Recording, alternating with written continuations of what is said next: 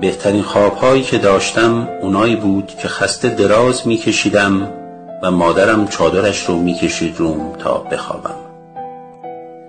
از عطر چادرش مست میشدم. انگار قرص آرامش بخش به آدم دادن. کاش ادکلون بوی مادر داشتیم.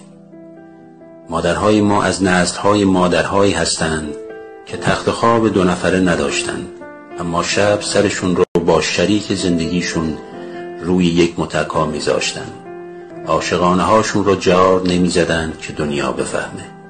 مادرهای ما از نسل‌های مادرهایی هستند که به قناعت و قانع بودن افتخار میکردند. مادرهای ما یک میز پر از لاک و عطر و ماتیک نداشتند، اما بعد از حمام لپاشون گل میانداخت و لبهاشون بوی عطر و صابون میداد.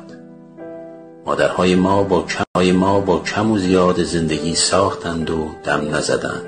صبور بودند.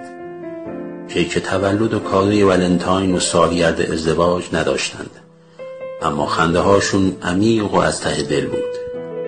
مادرهای ما هود و مایکروفر و ظرفشویی نداشتند، اما خونه هاشون همیشه بوی تمیزی میداد. عطر غذاشون تا سر کوچه می اومد. سبزی و نون تازهشون همیشه سر سفره بود.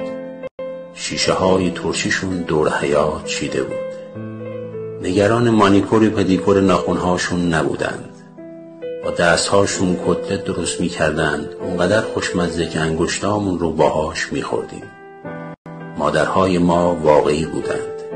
زنده هاشون موندگار، رفته هاشون بهشتی، به افتخار تمام مادرها.